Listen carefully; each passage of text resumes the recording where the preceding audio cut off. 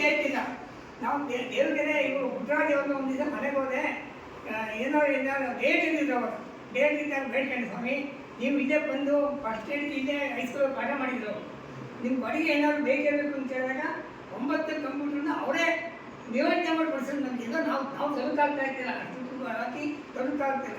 ನಾನು ಫಸ್ಟು ಅವರಿಗೆ ಅಭಿನಂದನೆ ಸಲ್ಲಿಸುತ್ತಾ, ನಿಮ್ಮ ಮಕ್ಕಳುಗಳು ಅದನ್ನು ತಿಳ್ಕೋಬೇಕು, ಏನೇನು ಪಾಠ ಹೇಳ್ತಾರೆ, ಮೇಷ್ಟ್ರುಗಳು ಹೇಗೆ ಹೇಳ್ಕೊಡ್ತಾರೆ ಅದನ್ನು ತಿಳಿದು ಒಳ್ಳೆ ಸರ್ಕಾರಿ ಸ್ಕೂಲ್ ಮಕ್ಕಳು ಕಾನ್ವೆಂಟ್ ಮಕ್ಕಳಿಗಿಂತ ಮುಂದುವರಬೇಕು.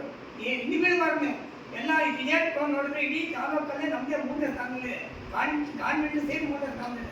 ಅದರಿಂದ ನೀವು ಪ್ರತಿಯೊಬ್ಬರು ಮಕ್ಕಳುಗಳು ಅದನ್ನು ತಿಳಿದು ಮಾಸ್ಟರ್ಗಳಿಗೆ ವಿಜಯರಾಗಿರಬೇಕು.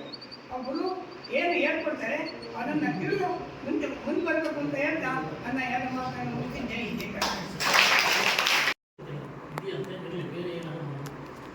ಇದೆಲ್ಲ ಬಳಸ್ಕೊಂಡು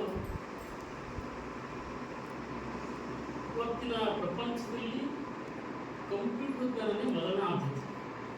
ಅದನ್ನು ಹಲವಾರು ಬಾರಿ ನೋಡಿದ್ವಿ. ಎಲ್ಲ ನಾವು ಸುಮಾರು ಸಂಘಟನೆಗಳಿಗೆ ನಮ್ಮ ನಾನು ಅಧ್ಯಕ್ಷ ಮಾಡಿದೆ, ಹಲವಾರು ಸಂಘಟನೆ ಅಧ್ಯಕ್ಷ ಆಗಿದ್ದೆ.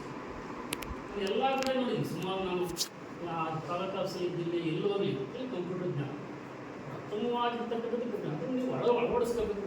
ನಿಮ್ಮ ತಲೆಗೆ ಅದು ಹಾಕಬೇಕು.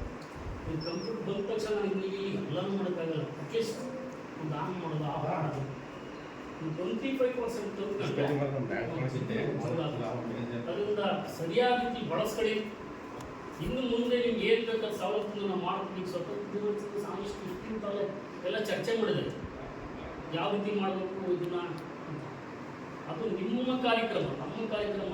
ಹಿಂದೆ ಹೋರಾಡ್ತಕ್ಕಂಥ ಗಣ್ಯವ್ಯಕ್ತಿಗಳು ಇರೋದು, ಆದರೆ ನಿಮಗೋಸ್ಕರ ಕಾರ್ಯಕ್ರಮ ಯಾವ ರೀತಿ ರೂಪಿಸಬೇಕು ಅಂತ ಹೆಚ್ಚು ನಮ್ಮ ಸ್ಟಾಫ್ ಮಾಸ್ಟರ್ಗಳೆಲ್ಲ ಭಾರಿ ತಲೆ ಕೆಡಿಸ್ಕೊಂಡು ಮಾಡ್ತಾರೆ. ನಮಗೆ ಭಾರಿ ನನಗೆ ಹೆಮ್ಮೆ ಇದೆ.